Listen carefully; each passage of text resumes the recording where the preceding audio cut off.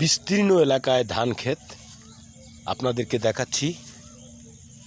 দেখতে পাচ্ছেন ভিডিওতে।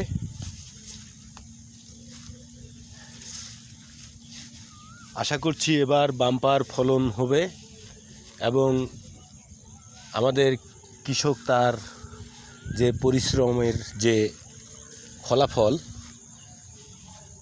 যদি আবহাওয়া ভালো থাকে, কোনো দুর্যোগ না হয়, অবশ্যই ইনশাল্লাহ এবার ধানের ফলন ভালো হয়েছে এবং হবে। কৃষি আমাদের প্রাণ, কৃষক বাঁচলে দেশ বাঁচবে। অতএব কৃষিকে আমাদের অগ্রাধিকার দিয়ে এগিয়ে যেতে হবে।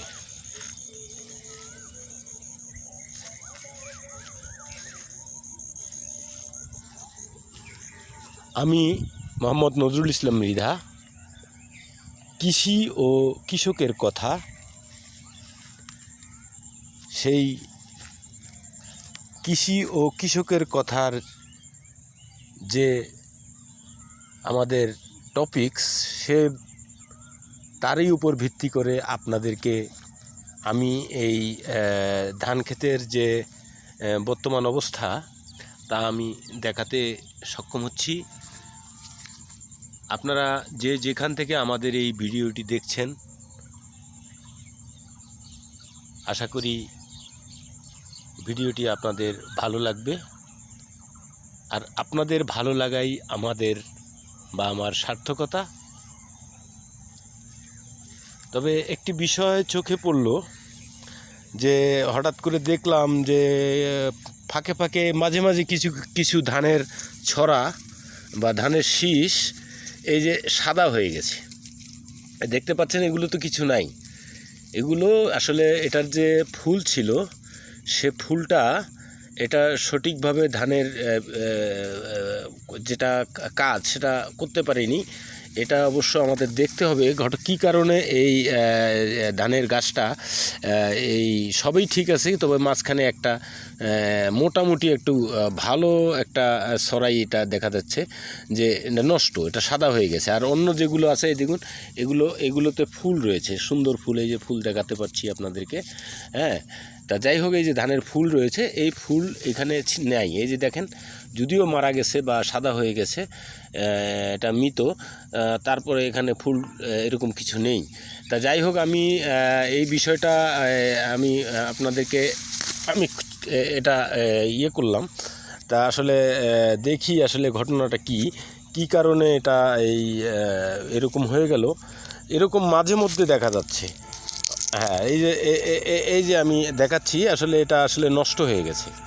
এটা আসলে নষ্ট হয়ে গেছে, যে কারণেই গোড়াটা এখনও ঠিক আছে যেহেতু, কিন্তু এখানে আগাল থেকে এই যে ধানের শীষটা যে জায়গায়, সেই জায়গা থেকে আমি দেখাচ্ছি, দেখেন এই যে এখান থেকে এটা নষ্ট হয়ে গেছে। আসলে আমি এই ধরনের কোনো বিশেষজ্ঞ নই যে আমি এই রোগের সম্পর্কে কোনো ধারণা দিতে পারবো। তবে আমি একজন কৃষক হিসেবে বলতে পারি এটা এরকম হয়ে থাকে। তবে কি কারণে হয়েছে, এটা আমার মনে হয় যে আদিতমারি বা আমাদের যারা কৃষি কর্মকর্তা রয়েছেন, যারা এই কৃষকের বিষয়বস্তুগুলো গবেষণা করেন এবং কৃষককে সচেতন করেন, ওনারাই ভালো বলতে পারবে।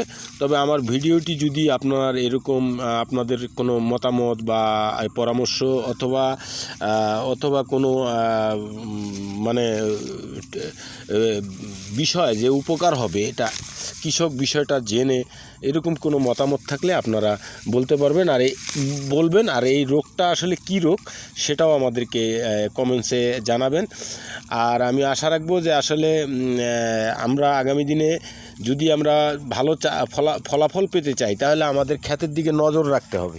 আসলে ভালো বীজেই আসলে ভালো ফসল।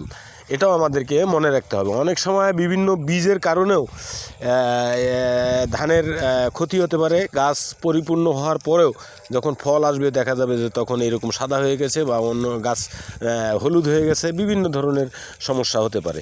তা যাই হোক, আমি এই বিষয়টা আমি আপনাদেরকে দেখাতে পারলাম। আসলে খুব বেশি ধারণা বা জ্ঞান আমার নাই, তবে একজন কৃষক বা কৃষকের পরিবারের ছেলে হিসেবে আমি আপনাদের সামনে বিষয়টা তুলে ধরলাম। আসলে এরকম হতে পারে, তবে খুব বেশি হয়েছে বর্তমানে তা না। এবারে এই রোগটা অনেক কম, তারপরেও কৃষক সচেতন আছে। আশা করি এই বিষয়গুলো আমরা কাটিয়ে একটা ভালো ফলাফল বা একটা রেজাল্টের দিকে আমরা যেতে পারবো। আশা করি আগামী দিনে আরও বাম্পার ফলাফল আমরা ধানের পাবো। কৃষক তার মুখে হাসি ফুটবে, এই প্রত্যাশা রেখে আপনাদের যারা যেখান থেকে আমার এই ভিডিওটি দেখছেন এবং পরামর্শ দিচ্ছেন, অবশ্যই সকল দর্শকবৃন্দ এবং শ্রোতা, আমি আপনাদেরকে প্রাণ ঢালা শুভেচ্ছা অভিনন্দন জানাই। কৃষি ও কৃষকের কথা অনুষ্ঠান থেকে আমি সরাসরি মাঠ থেকে আপনাদেরকে দেখাতে পারলাম আজকের এই ধানের অবস্থাটা, কি অবস্থায় বর্তমান আমাদের কৃষকের ধান রয়েছে। তা আশা করি মোটামুটি ভালোই রয়েছে। তা আপনাদের যদি এই ভিডিওটি ভালো লেগে থাকে, যদি আমি আপনাদেরকে কোনো রকম উপকৃত হয়ে থাকেন, ভালো লেগে থাকে, তাহলে অবশ্যই আপনারা লাইক, কমেন্টস এবং শেয়ার করে এটা ছড়িয়ে দেবেন। আমি চিরকৃতজ্ঞ থাকব। আমার এই অনুষ্ঠান চলাকালীন যদি কোনো ধরনের ভুলভ্রান্তি বা কোনো হয়ে থাকে মনের অজান্তে, আপনারা ক্ষমা সুন্দর দৃষ্টিতে দেখবেন। আর কৃষি ও কৃষকের কথা অনুষ্ঠানটি যেন আগামী দিনে দীর্ঘজীবী হয়, এই কামনা করি। সকলকে আবারও অনেক অনেক ধন্যবাদ জানিয়ে, শুভেচ্ছা জানিয়ে ভালো থাকবেন যেখানে আছেন। এখানে শেষ করছি। অনেক অনেক ধন্যবাদ জানিয়ে খোদা হাফেজ।